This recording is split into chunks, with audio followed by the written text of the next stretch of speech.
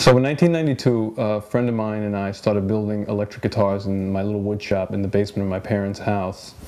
And I should have spent more time playing the guitars than actually building them. I was challenged a number of years ago. I really wanted to build an acoustic guitar. So I researched it and I bought a bunch of books on building acoustic guitars. What I learned was that there's so much involved in them that it would take years and years and years of trial and error before you actually had an acoustic guitar that was playable. Just around the time that I was learning about acoustic guitars, all the books referenced the face of the guitar. They called it the diaphragm. This is the diaphragm. And diaphragms are really meant to be a solid surface. So I started thinking about the diaphragm and I started wondering why they would put a hole in the center of what's the most important and crucial part of the guitar. And at the time, a friend of mine was spearfishing out down in the Caribbean, and he went a little too deep and he punctured his eardrum. He basically couldn't dive anymore. So I asked him, I said, "Can you hear anymore?" And he says, "Yes, I can hear, but my tonal range is off now. I can't. My highs are real tinny and my lows are kind of muted." So I thought about that and drew the correlation that an acoustic guitar really shouldn't have the hole in its center. But I wasn't in any position to start reinventing guitars, and I thought, where else would you put the hole? So I walked away from that theory. And it was about that time that my son decided to start playing guitar, so we were looking to purchase one.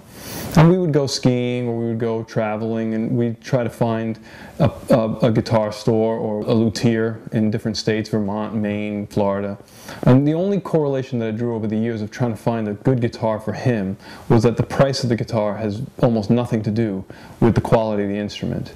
I mean, if you research guitars and you've played guitars, you find a number of different things. That an expensive guitar doesn't necessarily play as well as an inexpensive guitar. You may pick up a guitar in one store and pick up an identical guitar, the same brand, same model, same year, in a different store, and it may not sound the same. And this frustrated me because some of the guitars we were playing were in the upper $4,000 or $5,000 range.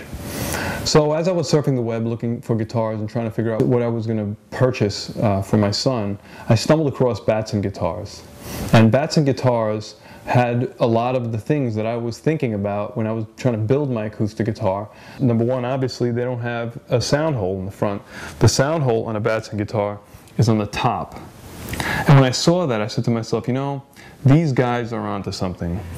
Also, a Batson guitar has a couple of other nice features. The fretboard is cantilevered. I don't know if you can see that, but the fretboard is cantilevered, and it never touches the face of the guitar, or the diaphragm as we like to call it. And also, the tension on the strings is diverted from the bridge, which is typically where the strings end, and is brought to the tailpiece. So these guys, I thought, were really into a technology that I thought would be very successful. The thing that clinched it for me with Batson was that one day my son and I had attended a concert in Manhattan, and we decided that we're going to take a little extra time and go to Rudy's Music, which I don't even think is there any longer, and we were going to play some high-end guitars. And we were in their acoustic guitar room, and the guitars in that room were $2,500 and up. And besides one guitar that we played all day, the balance of the guitars sounded atrocious. Well, I can't say atrocious, but they were definitely not worth their price. Some of them were $20,000. And I was just very frustrated at that point. And I said, when I get back, I'm going to give the Batsons a call and find out a little bit more about their guitars. I got on the phone, I spoke to Grant Batson, and we hit it off very, very well. And I told him, I said, look, I really think you guys are onto a technology that's going to be very successful, and I think your style of guitar building is exceptional. And what I'd like to do is fly down to Nashville and play some of your guitars, and if they are as good as I think they will be, I would really like to represent your company up here in the Northeast.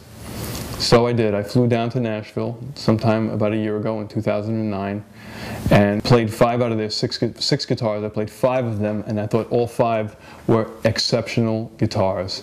I had never been to any guitar store and played 5 guitars and was impressed by all 5 ever. If we were lucky if we went to 5 stores and we found one that sounded good. Most of the time we found none. This guitar speaks for itself.